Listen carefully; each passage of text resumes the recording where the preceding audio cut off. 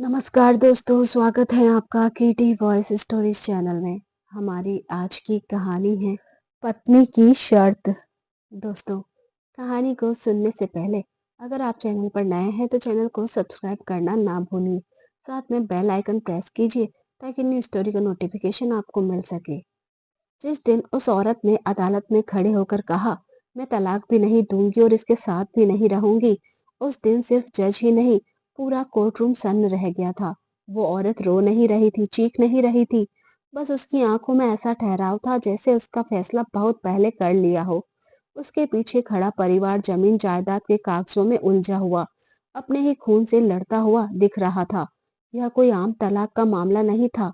यह उस घर की कहानी थी जहां माँ बाप जिंदा थे लेकिन बेटों की नजर में बोझ बन चुके थे, जहां जमीन की मेड़े रिश्तों से ज्यादा मजबूत हो गई थी और जहां एक पत्नी की शर्तें पूरे सिस्टम को आईना दिखाने वाली थी। उस दिन अदालत में सन्नाटा ऐसा था जैसे किसी ने समय को रोक दिया हो। कविता कटघरे में खड़ी थी, न उसकी आंखों में डर था न आवाज में कंपकपी, बस एक ठहराव था जो हर सवाल से भारी लग रहा था। जब जज ने उससे आखिरी बार पूछा कि वह क्या चाहती हैं, तो उसने बिना किसी भावनात्मक नाटक के कहा, मैं तलाक भी नहीं दूंगी और इसके साथ भी नहीं रहूंगी। यह वाक्य जैसे ही हवा में तेरा, वकीलों की फुसफुसाहट रुक गई।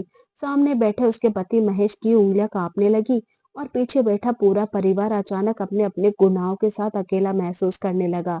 यह कोई साधारण वैवाहिक विवाद नहीं था, यह उस घर की कहानी थी जहां रिश्ते कागजों में तोले जा चुके थे और इंसानियत जमीन की रजिस्ट्री से हल्की पड़ गई थी। यह सब अचानक नहीं हुआ था। इस कहानी की जड़ें उस दिन से जुड़ी थी जब रमेश बाबू ने अपने जीवन की सबसे बड़ी कमाई से शहर के बाहर की वह जमीन खरीदी थी। उन्हें खेती से ज्यादा जमीन में अपने बच्चों का भविष्य दिखता था।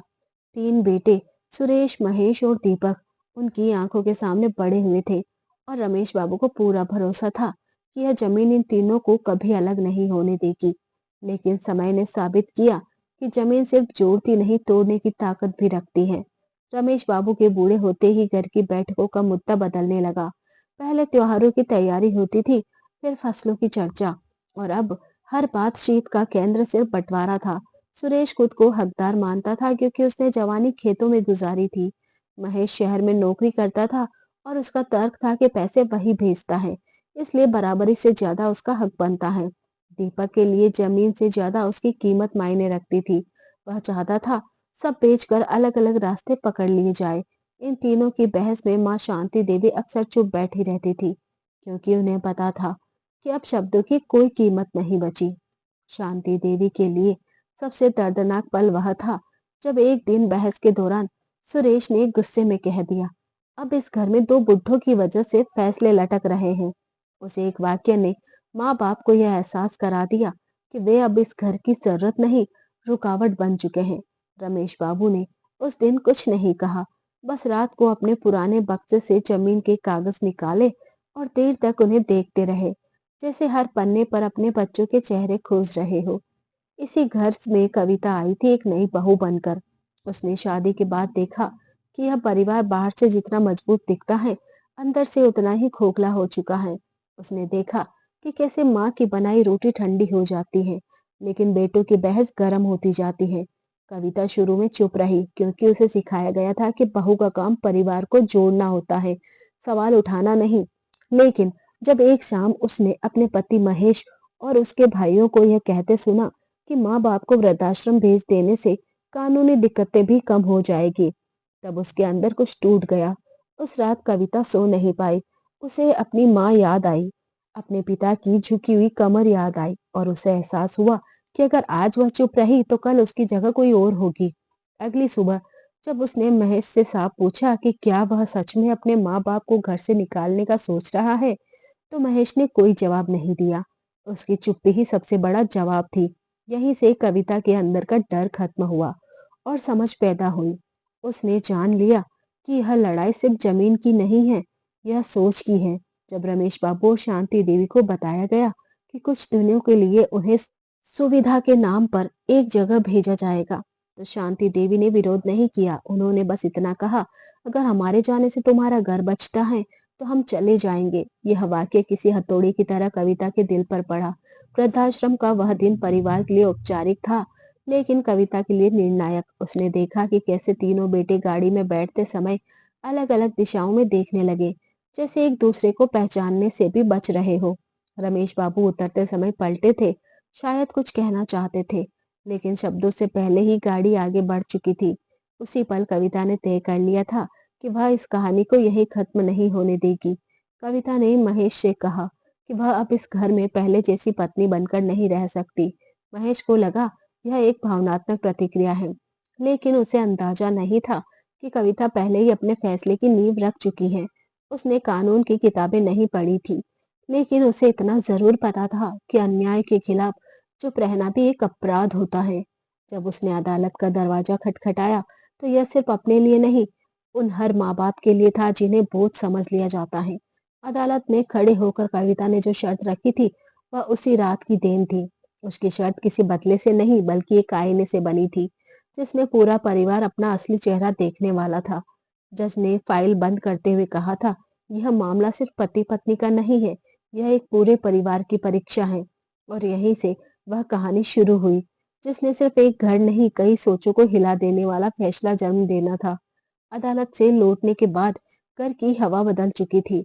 जो घर कभी शोर से भरा रहता था, अब वहां एक अजीब सी चुप्पी पसरी रहती, जैसे दीवारें भी बातचीत से डरने लगी हो। हमेशा अपने कमरे में देर तक बंद रहता, कभी मोबाइल देखता, कभी बिना वजह छत को ताकता, और कविता यह सब चुपचाप देखती रहती। उसे पता था कि यह चुप्पी किसी पछतावे की नहीं, बल्कि उस डर की है जो तब पैदा होता है जब इंसान को पहली बार एहसास हो कि उसका किया हुआ सही नहीं था। दूसरी तरफ सुरेश, महेश और दीपक के बीच अब खुलकर बातें होने लगी थी, लेकिन ये बातें अब माँ बाप के सामने नहीं, बल्कि बंद दरवाजे के पीछे होती थी। तीनों भाइयों ने तय कर लिया था कि अदालत में कविता को कमजोर साबित करना होगा, वरना जमीन हाथ से निकल सकती है। उनके लिए अब यह सवाल नहीं था कि माँ बाप के साथ क्या सही है, सवाल सिर्फ यह था कि संपत्ति किसके नाम होगी। यही वह मोड़ था जहाँ खून के रिश्ते पूरी तरह सौदे में बदल चुके थे। वृद्धाश्रम में रमेश बाबू और शांति देवी का समय किसी सजा से कम नहीं था। चारों तरफ ऐसे चेहरे थे जिनकी आंखों में वही सवाल था, हमसे गलती क्या हो गई। शांति देवी हर शाम मंदिर के कोने में बैठकर दिया जलाती और भगवान से यही कहती कि उनके बच्चों को सद्बुद्धि दे देना, हमें नहीं, उन्हें बचा लेना। रमेश बाबू बाहर से शांत दिखते थे, लेकिन भीतर ही भीतर उन्हें सबसे ज्यादा पीड़ा इस बात की थी कि उन्होंने अपने बेटों को इंसान बनाने से ज्यादा मालिक बनाना सिखा दिया है। इधर घर में साजिश ने साफ रूप लेना शुरू कर दिया। सुरेश का सुझाव था कि अदालत में यह साबित किया जाए कि कविता घर तोड़ रही है और परिवार को बदनाम कर रही है। दीपक चाहता था कि जल्दी से जल्दी जमीन बेचने की प्रक्रिया शुरू कर दी जाए, ताकि मामला लंबा न खींचे। महेश इन दोनों के बीच फंसा हुआ था, क्योंकि एक तरफ उसका स्वार्थ था और दूसरी तरफ उसकी पत्नी, जो अब उसके लिए सबसे बड़ा सवाल बन चुकी थी। महेश ने पहली बार महसूस किया कि उसने कभी यह जानने की कोशिश ही नहीं की कि कविता क्या सोचती है। वह सिर्फ यह मानकर चलता रहा कि वह हमेशा समझौता ही करती रहेंगी। अदालत में अगली तारीख पर माहौल और भी भारी था। इस बार कविता अकेली नहीं थी, उसके साथ वह सच्चाई ही, जिसे दबाना आसान नहीं होता। वकीलों की बहस शुरू हुई। आरोप लगे कि कविता भावनात्मक ड्रामा कर रही है, कि वह परिवार को तोड़ना चाहती है, कि उसकी शर्तें अव्यावहारिक हैं। लेकिन कविता हर आरोप को चुपचाप सुनती रही, क्योंकि उसे पता था कि सच्चाई को ऊंची आवाज की जरूरत नहीं होती। जब जज ने उससे पूछा कि वह इतनी सख्त शर्तों पर क्यों अड़ी है, तो कविता ने पहली बार विस्तार से बोलना शुरू किया। उसने अदालत को बताया कि कैसे जमीन की बात आते ही माँ की अहमियत खत्म हो जाती थी, कैसे पिता की राय को बुढ़ापे की जिद कहकर टाल दिया जाता था, और कैसे वृद्धाश्रम भेजने का फैसला किसी मजबूरी में नहीं, बल्कि सुविधा के लिए लिया गया था। उसकी हर बात में कोई कटुता नहीं थी, बस सच्चाई थी, और वही सच्चाई कटघरे में खड़े लोगों को चुभ रही थी। अदालत में बैठे कई लोग सिर झुकाकर सुन रहे थे, क्योंकि कहानी सिर्फ कविता की नहीं रह गई थी। इस बीच एक और साजिश ने जन्म लिया। सुरेश ने अपने स्तर पर रमेश बाबू से मिलने की कोशिश की, लेकिन किसी पछतावे के लिए नहीं, बल्कि एक दस्तखत के लिए वह चाहता था कि पिता जमीन के कुछ कागजों पर हस्ताक्षर कर दे, ताकि कानूनी अड़चनें खत्म हो जाए। रमेश बाबू ने पहली बार अपने बेटे की आंखों में देखा और उन्हें वहां अपना बेटा नहीं, एक सौदागर नजर आया। उन्होंने बिना गुस्से के बस इतना कहा, जिस दिन मैंने साइन कर दिए उस दिन मैं सच में मर जाऊंगा। सुरेश कुछ पल चुप रहा, फिर बिना कुछ कहे लौट आया, लेकिन उसके भीतर की कठोरता और बढ़ चुकी थी। कविता को जब यह बात पता चली तो उसका विश्वास और मजबूत हो गया कि वह सही रास्ते पर है। उसने महेश से साफ कह दिया कि अब यह लड़ाई सिर्फ उसकी नहीं रही, यह उस सोच के खिलाफ है जो माता पिता को बोझ समझती है। महेश ने पहली बार गुस्से में कविता से कहा कि वह उसके परिवार के खिलाफ जा रही है, लेकिन कविता ने शांत स्वर में जवाब दिया, मैं तुम्हारे परिवार के खिलाफ नहीं हूँ, मैं उस गलत के खिलाफ हूँ जिससे तुम परिवार समझ बैठे हो। यह वाक्य महेश के भीतर कहीं गहरे उतर गया। वृद्धाश्रम में शांति देवी की तबीयत अचानक बिगड़ गई। खबर घर पहुंची, लेकिन बेटों के बीच यह चर्चा ज्यादा हुई कि इससे केस पर क्या असर पड़ेगा, बजाय इसके कि माँ कैसी है। कविता अकेले उनसे मिलने पहुंची। शांति देवी ने उनका हाथ पकड़कर कहा, बेटा, हमें नहीं पता भगवान क्या करेगा, लेकिन तुम जो कर रही हो वो गलत नहीं है। उस आशीर्वाद में कोई आदेश नहीं था, बस एक भरोसा था, और वही भरोसा कविता की सबसे बड़ी ताकत बन गया। अदालत की अगली सुनवाई अब सिर्फ कानूनी प्रक्रिया नहीं रही थी, यह एक नैतिक परीक्षा बन चुकी थी। जज ने साफ संकेत दिया था कि फैसला सिर्फ तलाक के साथ रहने पर नहीं होगा, बल्कि पूरे परिवार की भूमिका पर भी नजर डाली जाएगी। तीनों भाइयों को पहली बार लगा कि मामला हाथ से निकल सकता है, और यहीं से कहानी एक ऐसे मोड़ की ओर बढ़ने लगी जहां शर्तें और साजिशें टकराने वाली थी, और सच का वजन हर बहाने से भारी पड़ने वाला था। अदालत के उस दिन की सुबह कुछ अलग थी। हवा में एक अजीब सा तनाव घुला हुआ था, जैसे सबको आभास हो कि आज सिर्फ बहस नहीं होगी, आज कई चेहरों से नकाब उतरने वाले हैं। कविता अपने स्थान पर बैठी थी, हाथ में एक साधारण सी फाइल, लेकिन उस फाइल का वजन पूरे कोर्टरूम पर भारी पड़ने वाला था। महेश सामने बैठा बार बार पानी पी रहा था। उसकी आंखें कविता से मिलने से बच रही थी, क्योंकि अब उसे समझ आने लगा था कि यह मामला उसकी पकड़ से बिल्कुल निकल चुका है। जज ने जैसे ही केस की कार्यवाही शुरू की, सबसे पहले कविता को बोलने का मौका दिया गया। कविता खड़ी हुई, उसने फाइल खोली और गहरी सांस लेकर कहा, मेरी शर्तें किसी जीत का नतीजा नहीं है, ये उस सच्चाई का हिसाब है जिसे इस परिवार ने सालों से नजरअंदाज किया है। कोर्टरूम में हलचल हुई, लेकिन जज के एक इशारे पर फिर सन्नाटा छा गया। कविता ने पहली शर्त पढ़ी, जब तक रमेश बाबू और शांति देवी जीवित हैं, तब तक उन्हें किसी भी हाल में घर से अलग नहीं किया जाएगा, और उनकी देखभाल की कानूनी जिम्मेदारी तीनों बेटों पर बराबर होगी। यह सुनते ही तीनों भाइयों के चेहरे सख्त हो गए, क्योंकि यह शर्त सीधे उनके स्वार्थ पर वार कर रही थी। दूसरी शर्त और भी चौंकाने वाली थी। कविता ने कहा कि जमीन जायदाद का कोई भी बंटवारा तब तक नहीं होगा जब तक माता पिता की लिखित सहमति और उनकी मौजूदगी में प्रक्रिया पूरी न की जाए। इस शर्त का मतलब साफ था, अब कोई भी पीछे से खेल नहीं खेल सकता था। सुरेश ने अपने वकील की ओर देखा। दीपक ने कुर्सी पर बेचैनी से करवट बदली, और महेश को पहली बार महसूस हुआ कि उसने जिस खेल को आसान समझा था वह अब बेहद कठिन हो चुका है। तीसरी शर्त में कोर्टरूम को लगभग हिला दिया।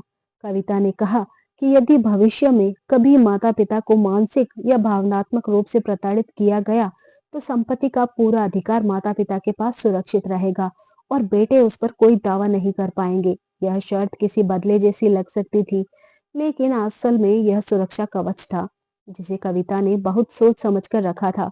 कोर्ट में बैठे कई लोग एक दूसरे की ओर देखने लगे, क्योंकि उन्होंने पहली बार किसी बहू को इतने साहस के साथ अपने ससुराल के खिलाफ नहीं, बल्कि इंसानियत के पक्ष में खड़े देखा था।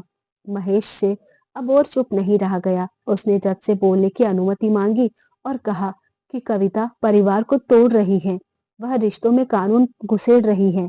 कविता ने उसकी ओर देखा और शांत स्वर में कहा, मैं रिश्तों में कानून नहीं ला रही, मैं रिश्तों में इंसानियत वापस लाना चाहती हूँ।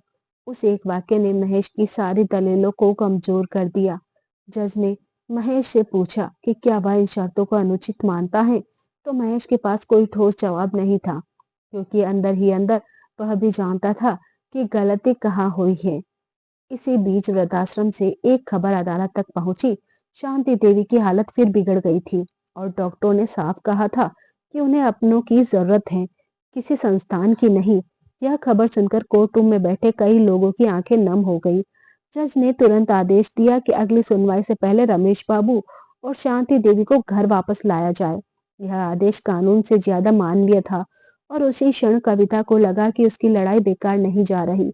घर में माता पिता की वापसी किसी उत्सव जैसी नहीं थी। कोई ढोल नहीं बजे, कोई मिठाई नहीं बटी, बस एक भारी चुप्पी थी जो हर कमरे में फैली हुई थी।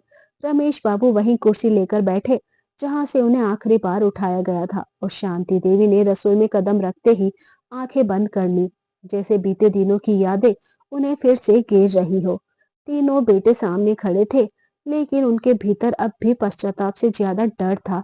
डर इस बात का कि अब उनका स्वार्थ खुलकर सामने आ चुका था।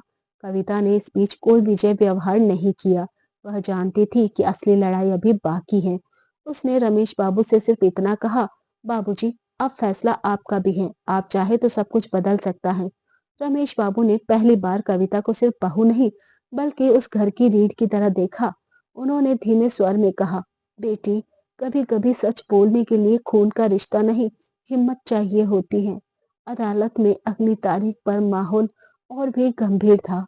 जज ने साफ कर दिया कि अब फैसला सिर्फ शर्तों पर नहीं, बल्कि परिवार के भविष्य पर होगा। तीनों भाइयों को पहली बार एहसास हुआ कि वे सिर्फ जमीन नहीं, अपनी पहचान भी दांव पर लगा चुके हैं। महेश रात भर सो नहीं पाया। उसके कानों में कविता का वही वाक्य गूंजता रहा, ना तलाक दूंगी ना साथ रहूंगी। उसे समझ आने लगा कि यह शर्त सजा नहीं, चेतावनी है। अगली सुनवाई के दिन अदालत पहले से ज्यादा भरी हुई थी। यह खबर अब सिर्फ एक केस नहीं रही थी, यह चर्चा बन चुकी थी। हर कोई जानना चाहता था कि जिस पत्नी से ना तलाक की मांग की है और ना साथ रहने की, उसकी सोच के पीछे आखिर क्या है। जज ने कार्यवाही शुरू करते हुए सबसे पहले वही सवाल दोहराया जो अब तक हर किसी के मन में गूंज रहा था, अगर माता पिता बोझ हैं, तो फिर परिवार किसे कहते हैं। यह सवाल किसी कानूनी किताब से नहीं निकला था, यह सीधे अंतरात्मा पर चोट करने वाला था। तीनों बेटे कटघरे में खड़े थे। सुरेश के चेहरे पर अब भी कठोरता थी, जैसे वह हार मानने को तैयार ही ना हो। दीपक बार बार निगाहें चुरा रहा था और महेश का हाल सबसे बुरा था, क्योंकि वह दोनों तरफ से टूट रहा था। जज ने सुरेश से पूछा कि उसने वृद्धाश्रम भेजने का सुझाव क्यों दिया, तो सुरेश ने जवाब दिया कि घर में रोज के झगड़ों से शांति भंग हो रही थी और यह सब सभी के भले के लिए किया गया। उसका जवाब सुनते ही जज ने पलट कर पूछा, क्या माता पिता की मौजूदगी शांति भंग करती है या आपकी लालच? सुरेश के पास इसका कोई जवाब नहीं था। दीपक से जब सवाल किया गया तो उसने आर्थिक मजबूरी का बहाना बनाया। उसने कहा कि जमीन बेचने से सबके भविष्य सुरक्षित हो सकते थे। जज ने उसकी बात काटते हुए कहा, भविष्य सुरक्षित करने के लिए वर्तमान को कुचलना कब से सही हो गया। दीपक की आवाज भर्रा गई, क्योंकि पहली बार उसे महसूस हुआ कि उसने सिर्फ पैसे की भाषा में सोचा था, रिश्ते की नहीं। महेश से सवाल सबसे आखिर में किया गया। जज ने सीधे पूछा, आप इस पूरे मामले में कहाँ खड़े हैं? महेश कुछ पल चुप रहा, फिर बोला कि वह परिवार और पत्नी के बीच फंसा हुआ है। कविता ने वहीं खड़े होकर कहा, फंसना तब होता है जब इंसान गलत और सही के बीच फर्क नहीं कर पाता। यह वाक्य महेश के सीने में कहीं गहरे उतर गया। उसी दिन अस्पताल में धीरे धीरे रमेश बाबू को बोलने का मौका दिया गया। वह धीरे धीरे खड़े हुए, उनकी आवाज में कोई शिकायत नहीं थी, बस थकान थी। उन्होंने कहा कि उन्होंने जिंदगी भर बच्चों को आगे बढ़ाने के लिए खुद को पीछे रखा और उन्हें कभी यह नहीं सिखाया कि बुढ़ापा भी सम्मान मांगता है। उन्होंने कहा कि उन्हें जमीन के टुकड़ों से ज्यादा अपने बच्चों की एकता प्यारी थी, लेकिन शायद उन्होंने यह बात देर से समझी। कोर्ट रूम में बैठे कई लोग सिर झुकाए सुन रहे थे, क्योंकि यह शब्द किसी पिता के नहीं, हर उस इंसान के थे जिसने अपनों से उम्मीद की थी। शांति देवी ने भी पहली बार बोलने की हिम्मत की। उन्होंने कहा कि माँ होने का मतलब यह नहीं कि आप हर अपमान सहते रहें। उन्होंने कहा कि जब बेटों ने उन्हें बोझ कहा है, तो उन्हें ज्यादा दर्द इस बात का हुआ कि किसी ने इन्हें इंसान समझकर नहीं पूछा कि वे क्या चाहती हैं। उनकी आंखों में आंसू थे, लेकिन आवाज में मजबूती थी। कविता ने वहीं बैठकर उनका हाथ थाम लिया और उस छोटे से दृश्य ने अदालत में बैठे हर इंसान को चुप कर दिया। जज ने कार्यवाही रोककर कुछ मिनट का समय निकाला। यह कुर्सी से उठकर खिड़की के पास खड़े हो गए। जैसे किसी फैसले से पहले खुद को सवाल कर रहे हो। वापस आकर उन्होंने कहा कि अदालत अब सिर्फ कानून नहीं देखेगी, बल्कि इस परिवार की सोच को भी परखेगी। उन्होंने आदेश दिया कि अगली सुनवाई से पहले तीनों बेटों को अपने माता-पिता के साथ समय बिताना होगा और उनकी देखभाल का लिखित रिकॉर्ड अदालत में प्रस्तुत करना होगा। यह आदेश सजा नहीं था, यह एक मौका था। घर लौटने के बाद माहौल और भी अजीब हो गया। तीनों बेटे अब मजबूरी में ही सही माँ-बाप के आसपास रहने लगे। शुरुआत में यह सब दिखावा था। सुबह की चाय समय पर आने लगी, दवाइयाँ याद से दी जाने लगी, लेकिन हर मुस्कान के पीछे एक डर छिपा था। कविता यह सब देख रही थी और समझ रही थी कि बदलाव बाहर से नहीं, अंदर से आता है। एक रात रमेश बाबू ने महेश को अपने पास बुलाया। उन्होंने उससे पूछा कि क्या बहू सच में खुश है? महेश ने पहली बार अपने पिता के सामने सिर झुका दिया और कहा कि उसने कभी यह सोचने की कोशिश ही नहीं की कि सही क्या है। उसने बस वही किया जो आसान था। रमेश बाबू ने कहा, आसान रास्ते अक्सर गलत जगह ले जाते हैं।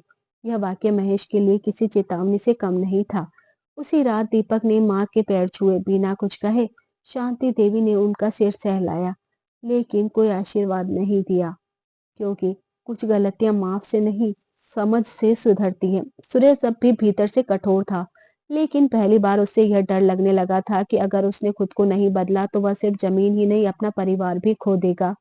अदालत में उस दिन किसी को भी पूरी जीत की उम्मीद नहीं थी। हर चेहरा यह जानता था कि जो होने वाला है वह सिर्फ कानूनी आदेश नहीं होगा, बल्कि उस परिवार की सोच पर सीधी चोट होगी। जज ने फाइल अपने सामने रखी और बिना किसी भूमिका के कहा कि अदालत अंतरिम फैसला सुना रही है, ताकि इस परिवार को खुद को परखने का समय मिल सके। कोर्ट रूम में बैठे लोग सीधे हो गए, क्योंकि यह वही पल था जिसका इंतजार सब कर रहे थे।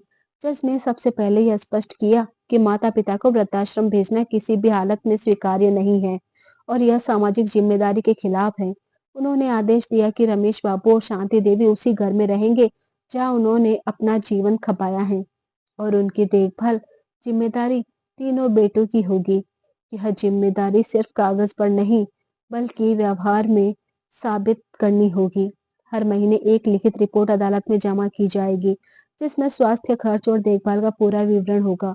यह आदेश सुनते ही तीनों बेटों के चेहरे उतर गए, क्योंकि अब यह मामला टालने लायक नहीं था। इसके बाद जज ने जमीन जायदाद को लेकर साफ शब्दों में कहा कि किसी भी प्रकार का बंटवारा, बिक्री या हस्तांतरण तब तक नहीं होगा जब तक अंतिम फैसला नहीं आ जाता। उन्होंने यह भी जोड़ा कि यदि इस अवधि में किसी प्रकार का दबाव, धोखा या भावनात्मक प्रताड़ना पाई गई, तो अदालत सख्त कार्रवाई करेगी। यह चेतावनी सिर्फ कानूनी नहीं थी, बल्कि एक आखिरी मौका थी जो परिवार को दिया जा रहा था। कविता के मामले पर आते ही जज ने कहा कि उसका निर्णय असामान्य जरूर है, लेकिन असंवैधानिक नहीं। उन्होंने माना कि कविता की शर्तें विवाह को तोड़ने के लिए नहीं, बल्कि एक गलत सोच को रोकने के लिए रखी गई हैं।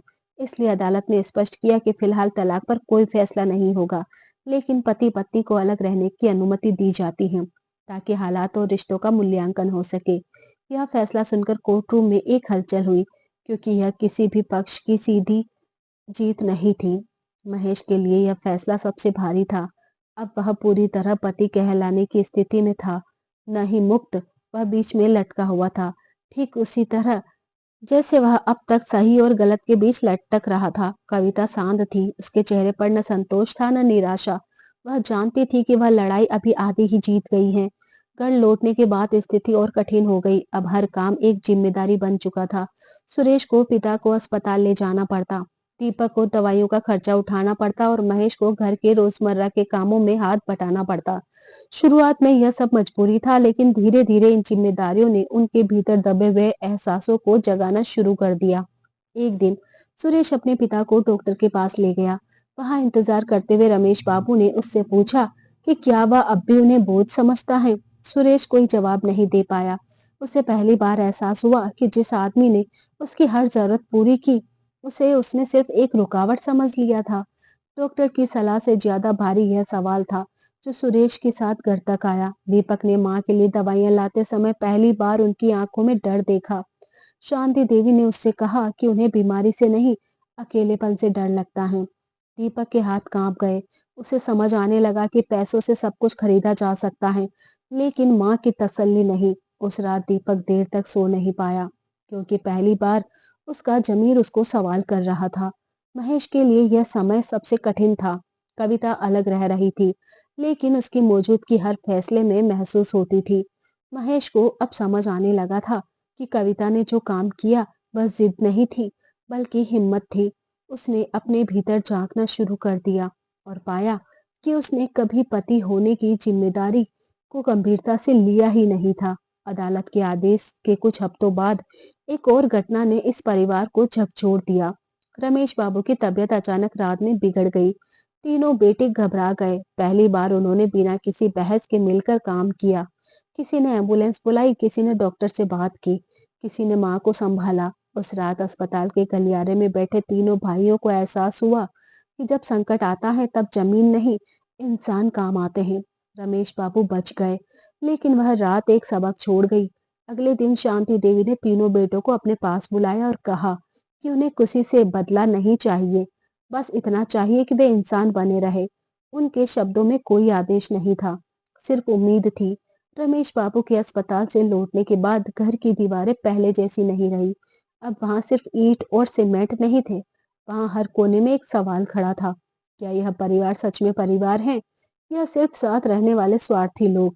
तीनों बेटे अपने अपने कमरों में थे, लेकिन किसी को नींद नहीं आ रही थी। जिस घर में कभी हंसी ठहाके गूंजते थे, वहां अब आत्ममंथन की आवाज सुनाई दे रही थी, जो सबसे भारी होती है।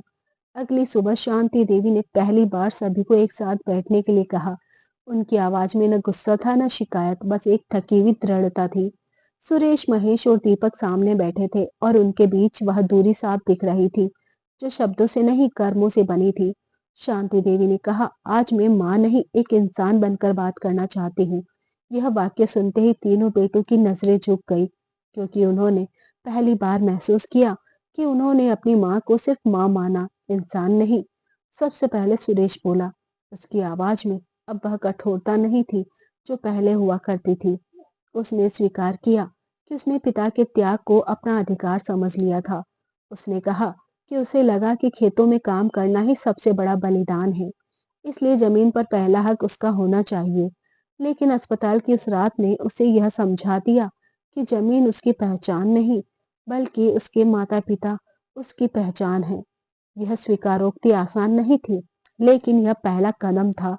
इसके बाद दीपक ने बोलना शुरू किया। उसने कहा कि उसने हमेशा पैसों को सुरक्षा का पैमाना माना।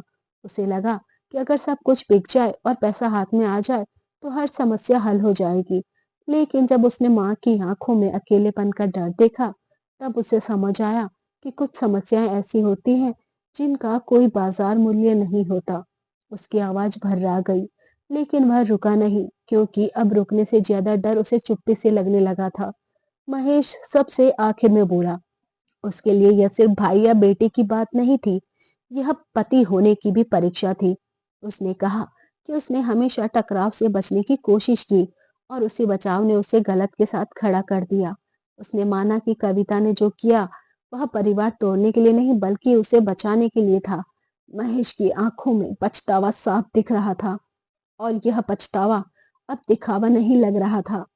शांति देवी ने सबकी बातें सुनी और फिर कहा, गलती करना पाप नहीं है, लेकिन उसे न मानना पाप बन जाता है। उन्होंने साफ कहा कि उन्हें किसी से माफी नहीं चाहिए, बस यह भरोसा चाहिए कि आगे चलकर कोई फैसला उन्हें बोझ समझकर नहीं लिया जाएगा। रमेश बाबू ने भी धीरे से कहा कि वे जमीन के कागज अपने पास ही रखना चाहते हैं, क्योंकि अब उन्हें समझ आ गया था कि बंटवारे से पहले समझ जरूरी होती है। इसी बीच अदालत से नोटिस आया कि अगले महीने अंतिम सुनवाई तय की गई है। इस खबर ने परिवार को एक बार फिर सच का सामना करने पर मजबूर कर दिया। अब यह मामला सिर्फ अदालत में नहीं, घर में भी तय होने था। तीनों भाइयों ने पहली बार बिना किसी दबाव के तय किया कि वे अंतिम सुनवाई से पहले कविता से मिलेंगे और उससे खुलकर बात करेंगे। यह फैसला आसान नहीं था, क्योंकि उन्हें डर था कि कहीं बहुत देर न हो चुकी हो। कविता से मिलने का दिन आया। वह शांत थी, लेकिन सतर्क। तीनों भाइयों ने उसके सामने बैठकर पहली बार बिना आरोप लगाए बात की। सुरेश ने स्वीकार किया कि उसने कविता को हमेशा बाहरी समझा, जबकि वही सबसे ज्यादा परिवार के बारे में सोच रही थी। दीपक ने कहा कि उसे अपनी सोच पर शर्मिंदगी है। महेश ने कविता से सीधे माफी मांगी, बिना कोई बहाना बनाए। कविता ने सबकी बातें सुनी, लेकिन उसने कोई तुरंत जवाब नहीं दिया, क्योंकि उसे पता था कि शब्दों से ज्यादा जरूरी व्यवहार होता है। कविता ने सिर्फ इतना कहा, अगर यह बदलाव सच है तो इसे अदालत में नहीं, घर में साबित करना होगा। उसने साफ कर दिया कि वह अभी भी अपनी शर्तों पर कायम है, क्योंकि शर्तें बदलने की नहीं, सुरक्षा की थी। तीनों भाइयों ने पहली बार बिना तर्क किए उसकी बात मान ली, क्योंकि अब उन्हें समझ आने लगा था कि भरोसा धीरे धीरे लौटता है, एक फैसले में नहीं। घर लौटकर तीनों भाइयों ने अपने अपने तरीके से जिम्मेदारी निभानी शुरू की। अब यह सब अदालत के डर से नहीं, आत्मग्लानि से कम और समझ से ज्यादा होने लगा था। रमेश बाबू यह बदलाव देख रहे थे, लेकिन उन्होंने कोई टिप्पणी नहीं की, क्योंकि उन्हें पता था कि असली परीक्षा अभी बाकी है। अंतिम सुनवाई की तारीख जैसे जैसे नजदीक आ रही थी, घर का माहौल किसी परीक्षा कक्ष की तरह बनता जा रहा था। यह परीक्षा अदालत की थी, दिलों की थी। तीनों बेटे अब हर काम पहले से ज्यादा सावधानी और संवेदनशीलता के साथ कर रहे थे, लेकिन इस सावधानी में भी एक डर छिपा था, कहीं यह सब देर से किया गया प्रयास साबित न हो जाए। रमेश बाबू और शांति देवी यह सब देख रहे थे, पर उन्होंने अभी भी कोई अंतिम राय नहीं बनाई थी, क्योंकि उनके लिए अब शब्दों से ज्यादा अहम व्यवहार बन चुका था। कविता इस दौरान घर नहीं लौटी थी, लेकिन उसकी मौजूदगी हर फैसले में महसूस हो रही थी। महेश रोज उसे फोन करता, लेकिन बातचीत सीमित और सम्मानजनक रहती। अब उनके बीच बहस नहीं, बल्कि ठहराव था। महेश समझ चुका था कि भरोसा टूटने के बाद उसे दोबारा जोड़ने में समय लगता है। वह अब सिर्फ पति बनने की कोशिश नहीं कर रहा था, बल्कि एक बेहतर इंसान बनने की भी कोशिश कर रहा था। अदालत ने अंतिम सुनवाई से पहले एक सामाजिक मूल्यांकन रिपोर्ट मंगवाई थी। एक अधिकारी घर आया, उसने माता पिता से बात की, बेटों से सवाल पूछे और घर के माहौल को परखा। उसने देखा कि अब दवाइयां समय पर दी जा रही हैं, माँ की बात सुनी जा रही है और पिता की राय को नजरअंदाज नहीं किया जा रहा। लेकिन उसने यह भी नोट किया कि यह बदलाव हाल का है और अदालत के आदेश के बाद आया है। यह टिप्पणी तीनों बेटों के लिए एक चेतावनी थी कि सुधार तभी माना जाएगा जब वह स्थायी हो। इसी दौरान एक छोटी लेकिन निर्णायक घटना घटी। रमेश बाबू ने अपने पुराने खेत को देखने की इच्छा जताई। पहले ऐसी इच्छा को टाल दिया जाता था, लेकिन इस बार तीनों बेटे उन्हें लेकर गए। खेत में खड़े होकर रमेश बाबू की आंखें भर आई। उन्होंने मिट्टी उठाकर हाथ में ली और कहा कि यह मिट्टी उनकी सबसे बड़ी कमाई है। उस पल तीनों बेटों को एहसास हुआ कि उन्होंने सिर्फ जमीन नहीं, उस मिट्टी से जुड़े जज्बातों को भी अनदेखा किया था। वापसी में सुरेश ने पिता से कहा कि अगर वे चाहे तो जमीन उनके नाम ही रहे, बंटवारा बाद में भी हो सकता है। यह वाक्य पहली बार बिना स्वार्थ के निकला था। रमेश बाबू ने कुछ नहीं कहा, लेकिन उनके चेहरे पर हल्की सी तसल्ली दिखाई दी। शांति देवी ने उस रात दीपक से कहा कि उसे अब डर कम लगता है। दीपक ने पहली बार महसूस किया कि असली सुकून पैसों से नहीं, भरोसे से आता है। महेश और कविता की मुलाकात अंतिम सुनवाई से ठीक पहले हुई। वह मुलाकात किसी समझौते के लिए नहीं, बल्कि एक दूसरे को समझने के लिए थी। महेश ने कविता से कहा कि वह उसके फैसले का सम्मान करता है, चाहे अदालत कुछ भी कहे। कविता ने पहली बार कहा कि उसे महेश में बदलाव दिख रहा है, लेकिन उसने यह भी साफ किया कि वह किसी भी कीमत पर माता पिता की सुरक्षा से समझौता नहीं करेंगी। यह बातचीत तल्ख नहीं थी, लेकिन गंभीर थी, क्योंकि अब दोनों को पता था कि फैसला करीब है। अंतिम सुनवाई के दिन अदालत में वही गंभीरता थी, लेकिन इस बार माहौल में एक उम्मीद भी थी। जज ने सबसे पहले सामाजिक रिपोर्ट पढ़ी और फिर सभी पक्षों की आखिरी दलीलें सुनी। तीनों भाइयों ने पहली बार बिना बचाव के अपनी गलतियां मानी। उन्होंने कहा कि उन्हें संपत्ति से ज्यादा अपने माता पिता और परिवार की जरूरत है। यह स्वीकारोक्ति देर से आई थी, लेकिन सच्ची लग रही थी। कविता ने अपनी आखिरी बात में कहा कि वह किसी को सजा दिलाने नहीं आई है, बल्कि यह सुनिश्चित करने आई है कि जो गलती एक बार हुई वह दोबारा न हो। उसने कहा कि अगर परिवार सच में बदल चुका है, तो उसे किसी फैसले से डर नहीं होना चाहिए। उसकी बातों में अब आक्रोश नहीं, परिपक्वता थी। जज ने सब कुछ सुनने के बाद कहा कि अदालत फैसला सुरक्षित रख रही है और अगली तारीख पर सुनाया जाएगा। यह घोषणा किसी सस्पेंस से कम नहीं थी। कोर्ट रूम से बाहर निकलते समय किसी ने बात नहीं की, क्योंकि हर कोई जानता था कि अगला फैसला सिर्फ कागजों पर नहीं, जिंदगियों पर असर डालेगा। अदालत के उस दिन की सुबह सामान्य नहीं थी। हवा में एक अनकही बेचैनी थी, जैसे हर इंसान जानता हो कि आज सिर्फ एक केस का अंत नहीं होगा, आज कई घरों की शुरुआत तय होगी। कोर्ट रूम खचाखच भरा हुआ था। कुछ लोग जिज्ञासा से आए थे, कुछ सीखने और कुछ अपने भीतर के डर को किसी और की कहानी में देखने। जज अपनी कुर्सी पर बैठे, उनकी आंखों में गंभीरता थी, लेकिन आवाज में ठहराव। उन्होंने फाइल खोली और कहा, आज जो फैसला सुनाया जाएगा वह सिर्फ कानून पर आधारित नहीं होगा, बल्कि उस जिम्मेदारी पर होगा जो समाज ने परिवार नाम की संस्था को दी है। जज ने सबसे पहले यह स्पष्ट किया कि यह मामला केवल पति पत्नी के बीच का विवाद नहीं है। उन्होंने कहा कि जब किसी परिवार में माता पिता को बोझ समझा जाने लगे, तो वह सिर्फ पारिवारिक समस्या नहीं रहती, वह सामाजिक बीमारी बन जाती है। यह कहते हुए उन्होंने कविता की ओर देखा और कहा कि उसकी शर्तें असामान्य जरूर हैं, लेकिन उनमें दुर्भावना नहीं, बल्कि संरक्षण की भावना है। कोर्ट रूम में बैठे कई लोग यह सुनकर एक दूसरे की ओर देखने लगे, क्योंकि उन्होंने पहली बार किसी बहू की सोच को इस तरह न्यायिक सम्मान मिलते देखा था। इसके बाद जज ने फैसला पढ़ना शुरू किया। उन्होंने आदेश दिया कि रमेश बाबू और शांति देवी जीवन भर उसी घर में रहेंगे जहां उन्होंने अपने बच्चों को पाला है, और उन्हें किसी भी परिस्थिति में घर से अलग नहीं किया जाएगा। तीनों बेटों की संयुक्त जिम्मेदारी होगी कि वे माता पिता की शारीरिक, मानसिक और भावनात्मक देखभाल करें। इस जिम्मेदारी की निगरानी के लिए स्थानीय प्रशासन और सामाजिक अधिकारी समय समय पर निरीक्षण करेंगे। यह आदेश सुनते ही कोर्ट रूम में सन्नाटा छा गया, क्योंकि यह निर्णय आदेश नहीं, एक स्थायी जवाबदेही थी। जज ने आगे कहा कि जमीन जायदाद का कोई भी बंटवारा माता पिता के लिखित और स्वतंत्र सहमति के बिना नहीं होगा। यदि भविष्य में यह पाया गया कि किसी भी बेटे ने दबाव, लालच या डर का इस्तेमाल किया, तो उसकी संपत्ति पर दावा स्वतः समाप्त हो जाएगा। यह बात सुरेश और दीपक के लिए किसी चेतावनी से कम नहीं थी। महेश की आंखें नम हो गई, क्योंकि उसे एहसास हो गया था कि अब पीछे हटने का कोई रास्ता नहीं है। इसके बाद जज ने सबसे चौंकाने वाला हिस्सा पढ़ा। उन्होंने कहा कि कविता और महेश का विवाह तत्काल समाप्त नहीं किया जा रहा है, लेकिन अदालत यह मानती है कि कविता को पति के साथ रहने के लिए मजबूर नहीं किया जा सकता। इसलिए कविता को स्वतंत्र रहने का अधिकार दिया जाता है, और महेश को यह साबित करने का समय दिया जाता है कि वह सिर्फ पति नहीं, एक जिम्मेदार बेटा और इंसान भी बन सकता है। यह फैसला सुनते ही कोर्ट रूम में हल्की सी हलचल हुई, क्योंकि यह न तलाक था, न साथ रहने की मजबूरी। जज ने अंत में कहा, यह अदालत यह नहीं कह सकती कि रिश्ते कैसे निभाए जाएं, लेकिन यह जरूर कह सकती है कि रिश्तों में इंसानियत अनिवार्य है।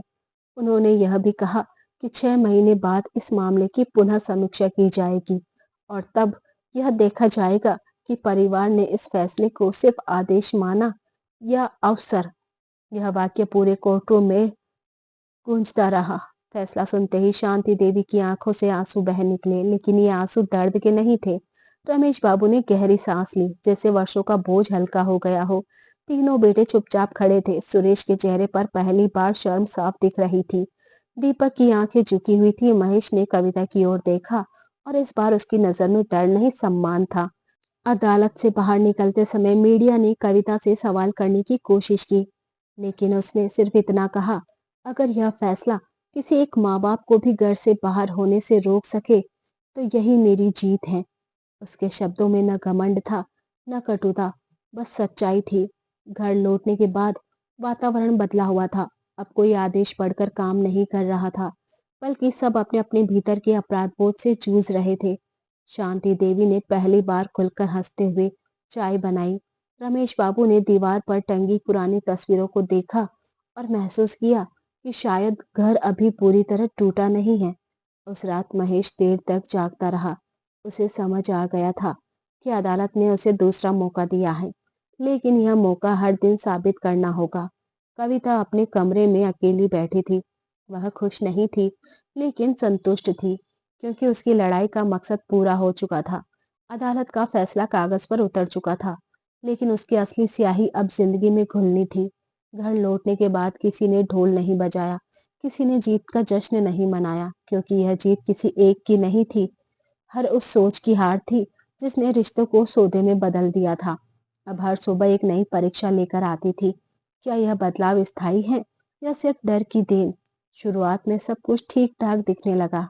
माँ की दवाइयाँ समय पर दी जाती, पिता को बाहर टहलाने ले जाया जाता, घर में आवाजें फिर से सुनाई देने लगी। लेकिन कविता जानती थी कि असली बदलाव दिखावे से नहीं, निरंतरता से आता है। वह अब भी अलग रह रही थी, पर हर हफ्ते घर आती, किसी निरीक्षक की तरह नहीं बल्कि एक इंसान की तरह, जो देखना चाहता है कि कहीं पुरानी सोच फिर सिर तो नहीं पकड़ रही। एक दिन रमेश बाबू ने खाने की मेज पर अचानक कहा कि वे खेत दोबारा जोतना चाहते हैं, भले ही अब उनकी उम्र उस काम की ना हो। पहले ऐसे प्रस्ताव पर बहस होती थी, लेकिन इस बार सुरेश ने चुपचाप कहा कि वह उनके साथ जाएगा। खेत पर जाते हुए रमेश बाबू ने उससे पूछा कि क्या वह यह सब अदालत के डर से कर रहा है। सुरेश ने कुछ पल बाद जवाब दिया, शुरुआत डर से हुई थी, लेकिन अब आदत बदलने लगी है। यह जवाब रमेश बाबू के लिए किसी आश्वासन से कम नहीं था। दीपक का परिवर्तन सबसे धीरे हुआ, लेकिन सबसे गहरा भी। वह अब भी पैसों की अहमियत समझता था, लेकिन उसने यह सीख लिया था कि पैसे का सही इस्तेमाल वही है जो अपनों के काम आए। एक दिन उसने माँ से कहा कि वह उनके नाम एक अलग बैंक खाता खोल रहा है, ताकि वे किसी से पूछे बिना अपनी जरूरतें पूरी कर सके। शांति देवी ने उसे आशीर्वाद दिया, लेकिन साथ में यह भी कहा कि असली सुरक्षा भरोसे से आती है, खाते से नहीं।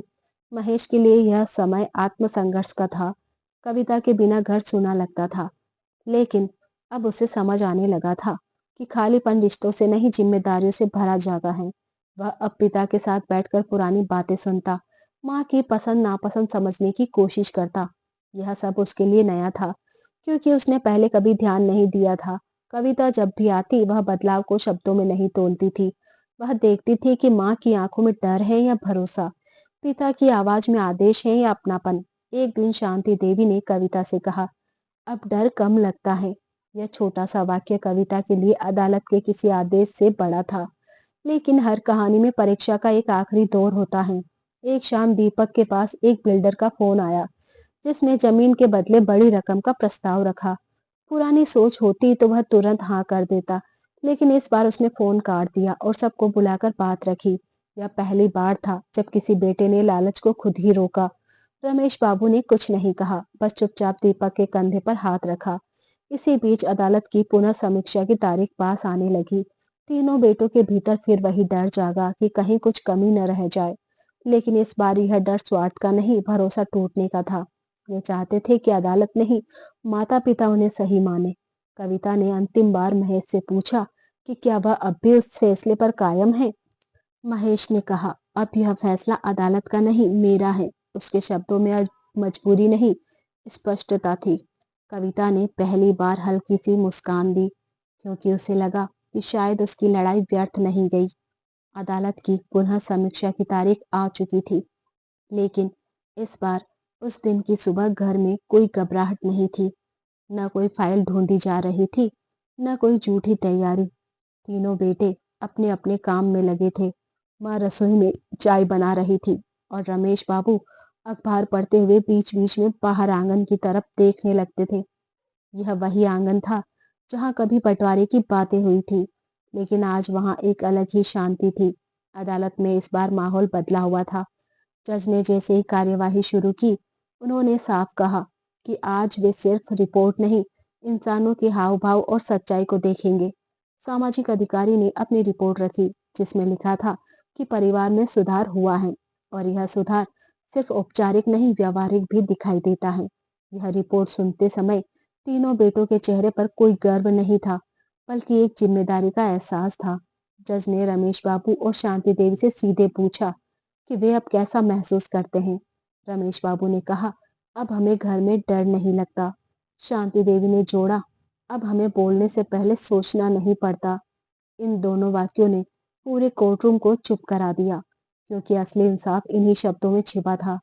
महेश से जब पूछा गया कि वह अब क्या चाहता है, तो उसने बिना किसी घबराहट से कहा, मैं पहले बेहतर बेटा बनना चाहता हूँ, फिर पति। यह जवाब जज के चेहरे पर हल्की संतुष्टि ले आया। कविता से जब पूछा गया कि क्या वह अब भी अपनी शर्तों पर कायम है, तो उसने कहा, मेरी शर्तें कभी रिश्ते तोड़ने के लिए नहीं थी, वे रिश्तों को सुरक्षित करने के लिए थी। उसने यह भी कहा कि वह अब फैसले का सम्मान करेंगी, क्योंकि बदलाव दिखावे का नहीं लग रहा। जज ने अंतिम फैसला सुनाते हुए कहा कि अदालत को अब किसी सख्त आदेश की आवश्यकता नहीं दिखती। उन्होंने कहा कि माता-पिता के अधिकार सुरक्षित रहेंगे, संपत्ति उनके नियंत्रण में रहेगी और यदि भविष्य में किसी भी प्रकार की अनदेखी या दबाव पाया गया, तो पहले के आदेश स्वतः लागू माने जाएंगे। कविता और महेश के विवाह को लेकर जज ने कहा कि अब यह फैसला कानून का नहीं, दोनों की समझ और आपसी सम्मान का है। यह कहते हुए उन्होंने केस समाप्त करने की घोषणा कर दी। अदालत से बाहर निकलते समय इस बार किसी के चेहरे पर भारीपन नहीं था। कोई जीत कर नहीं जा रहा था, कोई हार कर नहीं। सब एक सीख लेकर लौट रहे थे। कविता ने पहली बार बिना किसी डर के घर लौटने का फैसला किया, लेकिन यह वापसी पुराने तरीके से नहीं थी। यह वापसी शर्तों पर नहीं, समझ पर आधारित थी। घर में उस शाम कोई बड़ी बात नहीं हुई, सिर्फ साथ बैठकर खाना खाया गया। माँ ने अपने हाथों से रोटी बनाई, पिता ने सबको अपने साथ बैठाया और किसी ने जमीन या बंटवारे की बात नहीं की। यह साधारण सा दृश्य ही इस कहानी का सबसे असाधारण पल था। रात को रमेश बाबू ने तीनों बेटों से कहा, मैं जमीन तुम्हें दूं या न दूं, यह बात की बात है, लेकिन अगर तुम इंसान नहीं बने तो यह जमीन तुम्हारे किसी काम की नहीं। तीनों बेटों ने सिर झुका लिया, क्योंकि अब वे समझ चुके थे कि असली विरासत क्या होती है। कविता अपने कमरे में बैठी सोच रही थी कि उसने कभी यह लड़ाई जीतने के लिए नहीं लड़ी थी। वह सिर्फ यह चाहती थी कि किसी और घर में कोई माँ बाप बोझ न समझे जाए। महेश ने आकर उससे कहा, अगर तुम चाहो तो हम नए सिरे से शुरुआत कर सकते हैं। कविता ने कोई तुरंत जवाब नहीं दिया, लेकिन उसकी आंखों में अब डर नहीं था। वह जानती थी कि अब साथ रहना मजबूरी नहीं, विकल्प हो सकता है। अगली सुबह घर में सूरज की रोशनी कुछ अलग ही लग रही थी। शांति देवी ने तुलसी को पानी दिया, रमेश बाबू ने आंगन में कुर्सी रखी और तीनों बेटे अपने काम पर निकलने से पहले माँ बाप के पैर छू कर गए। यह दृश्य किसी अदालत के फैसले से बड़ा था। इस कहानी का अंत किसी धमाके से नहीं, बल्कि एक समझ से हुआ। यह कहानी यह सिखाती है कि रिश्ते कानून से नहीं, लेकिन कानून की याद दिलाने से बचा सकते हैं। कि जमीन जायदाद बढ़ सकती है, लेकिन इंसानियत अगर टूट जाए तो कुछ नहीं बचता। और यह कि कभी कभी एक औरत की खामोश शर्तें पूरे समाज को आईना दिखा देती हैं। तो आपको कहानी पसंद आई है तो आप हमारे चैनल केटी वॉइस स्टोरीज को सब्सक्राइब जरूर करें और लाइक भी करें और कमेंट करना ना भूलें कि आपकी इस कहानी के बारे में क्या राय है। क्या बहू ने जो किया वो सही था या गलत? दोस्तों, मिलते हैं जल्द ही एक नई कहानी के साथ। तब तक आप अपना ख्याल रखें। वीडियो को लाइक शेयर करना ना भूलें। हाइप जरूर कीजिए। धन्यवाद।